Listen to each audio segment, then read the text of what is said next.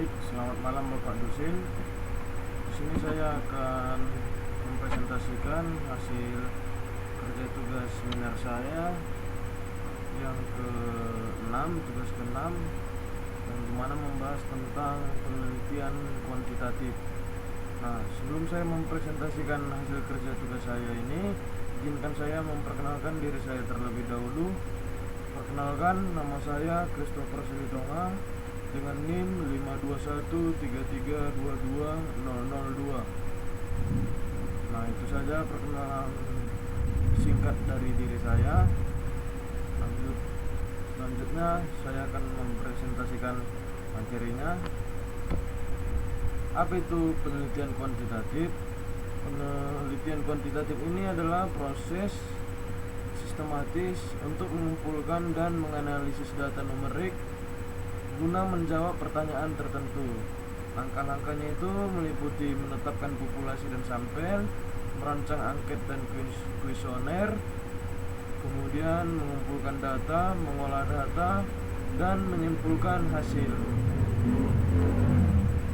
Nah, sini pada pembahasan yang pertama yaitu tentang populasi dan sampel.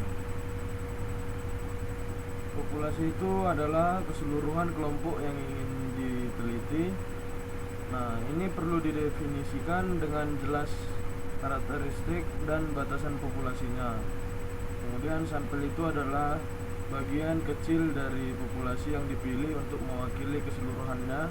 Kemudian sampel ini harus menggunakan teknik yang tepat. Nah, representasinya itu sampel harus mewakili karakteristik populasi agar hasil penelitian bisa digeneralisasikan. Kemudian pembahasan yang selanjutnya itu tentang angket dan kuesioner.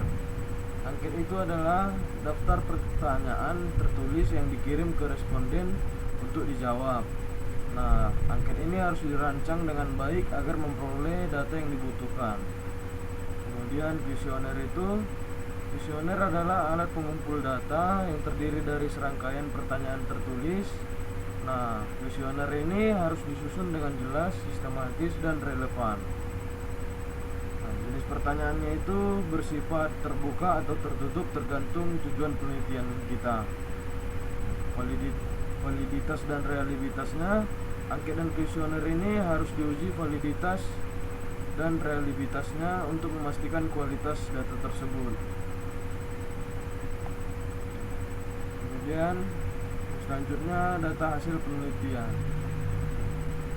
Pada data hasil penelitian ini terdapat pengumpulan data. Data dikumpulkan melalui angket, kuesioner, observasi, atau sumber lain sesuai tujuan penelitian. Kemudian yang kedua itu pengecekan data, yang dimana data yang terkumpul harus dicek ulang untuk memastikan kelengkapan dan konsistensi data tersebut. Kemudian yang ketiga ada pengkodian data. Nah, di pengkodian data ini data diberi kode atau label untuk memudahkan pengolahan dan analisis data tersebut. Kemudian selanjutnya pengolahan data. Yang pertama itu ada tabulasi data. Nah, pada tabulasi data ini dimana data itu disusun dalam bentuk tabel atau grafik untuk memudahkan interpretasi seseorang.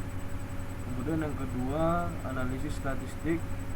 Nah, pada analisis statistik ini dilakukan dengan statistik deskriptif atau inferensial tergantung tujuan penelitian. Kemudian yang ketiga itu ada interpretasi hasil analisis data yang ditafsirkan untuk menjawab pertanyaan penelitian. Kemudian selanjutnya teknik penyimpulan data penelitian.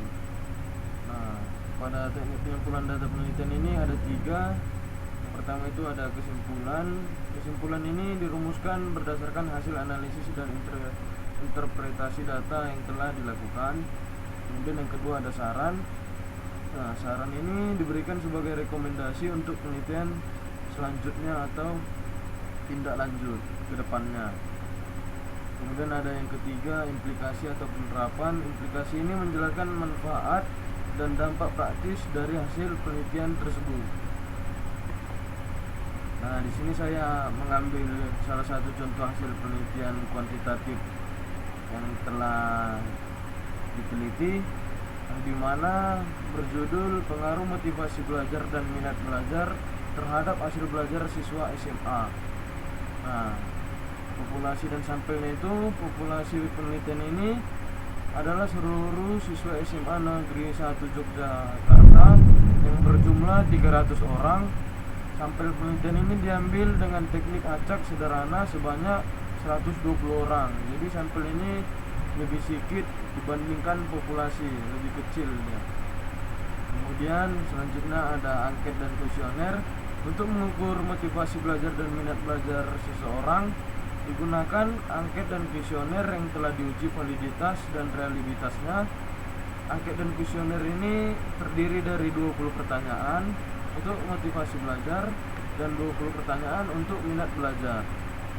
Nah, kemudian ada data hasil penelitian. Data hasil penelitian diperoleh dari jawaban responden terhadap angket dan kuesioner sebelumnya.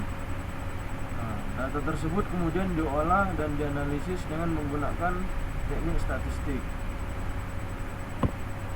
Kemudian yang selanjutnya, pengolahan data. Data hasil penelitian diolah dengan menggunakan program SPSS, yang dimana program ini untuk mengukur statistik data. Pengolahan data dilakukan untuk menghitung nilai rata-rata, standar deviasi, korelasi, dan regresi. Nah, setelah melakukan beberapa tahap sebelumnya, yang terakhir itu ada teknik pengumpulan data penelitian. Nah, pada tahap terakhir ini, teknik pengumpulan data penelitian yang digunakan adalah UJT dan UJF. UJT ini digunakan untuk menguji perbedaan antara dua kelompok, sedangkan UJF ini digunakan untuk menguji hubungan antara dua variabel. Nah, itu saja yang dapat saya presentasikan mengenai kerja tugas 6 yang telah saya kerjakan. Apabila ada salah kata maupun perbuatan yang telah saya lakukan di hadapan layar ini, saya mohon maaf. Saya tutup presentasi pada hari ini. Sekian dan terima kasih. Selamat malam, Bapak dosen.